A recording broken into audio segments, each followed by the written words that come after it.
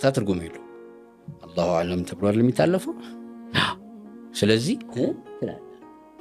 አሊፍ ላም ሚም ሲል አየህ ቋንቋውን የሚያውቅ ሰው ሆነ። አሊፍ ላም ሚም ሲል ዛሊከል ኪታብ ላ ረይበ ፊህ ጥርጥር የሌለበት መጽሐፍ ሲልህ ትምክህት ይመጣል ማለት እንዴት ጥርጥር የሌለበት የሚል ታየው ይጎህ ይመጣል። አዎ ለና እንዴ ምን ማለት ነው ብለህ እንደመኮፈስ ስለሌለ ስለዚህ የግድ ተሰማዋለህ። ላ ረይበ ፊህ ሁደን ሊል አዩ እልህህን ያነሳሳብሃል። እንዴ ምን ማለት ነው እንዴት ሁደን ሊል ሙተቂን እዴ ከዛ ምን ይላል ቀጥሎ الذين يؤمنون بالغيب አለቀ። እንዴ በሩቁ የሚያምኑ እዚህ አራቀብህ ነገር ይየው እንዴ እያለ ሄደ። ስለ አማኞች ባህሪ ያወራል። ከዛ ስለ ሙናፊቆች 8ኛ 9ኛ እንደዚህ ስትሄድ ሙናፊቆች ከእናንተ ጋር ሲሆኑ እኛ እኮ ከእናንተ ጋር ነን። እዛ ሲሄዱ ሙናፊቆች ባህሪ፣ ከዛስ የጋዲያን ባህሪ፣ ከዛስ ክህደት ሱሙን ቡክሙን ዑሙይ፣ ከዛስ 23ኛው ስትሄድ በባሪያችን ላይ ባወረድ ነው አላብዲና ፈዕቱ ቢሱረቲን ሚን ሚስሊ ኢን ኩንቱም ወድዑ ሹሃዳአ ሚን ዱኒላሂ ኢን ኩንቱም ሳዲቂን። አመሰግናለሁ።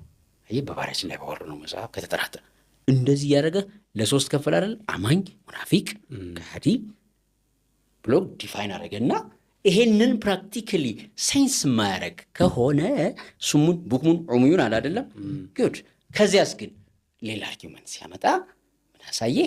በባሪያችን ላይ ባወረድ ነው መጽሐፍ ከተጠራጠራችሁ ከአላህ ውጭ የሆነውን በሙሉ ጥሩና ቢጤውን አምጡ አለ። ያው ሎጂካል አርጊውመንት አይደለም፣ ቻሌንጅ አይደለም።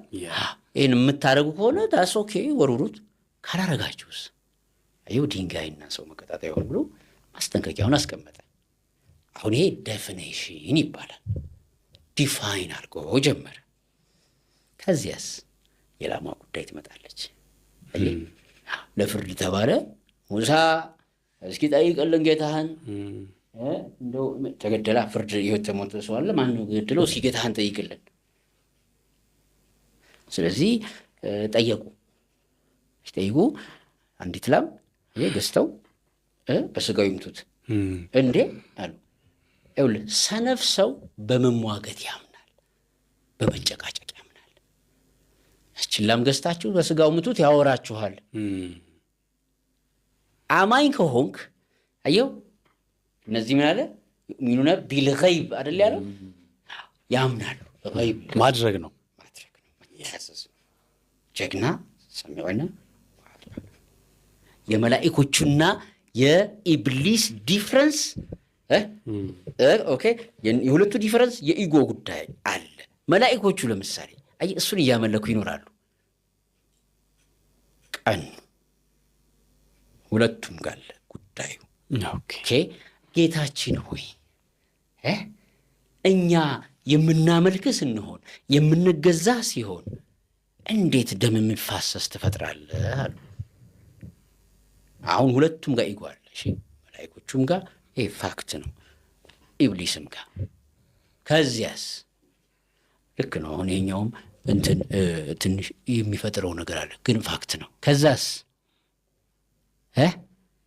እኔ የማውቀውን አታውቅ ሲልስ ምን እንዳያደረገው ቅድም እንዳለው ኮግኒቲቭ ካፓሲቲ ያለው ስፒሺስ ነው የፈጠረው አደምን። ወዲያውኑ አወቀባቸው። አይ ተሸነፉ። አላሁመ ላ ዒልመ ለና ኢላ ማ ዐለምተና። ተሸነፉ። ወደ ባውት ኢብሊስ በኢጎ ቀጠለ። ይሄ ነው ዲፍረንሱ። ስለዚህ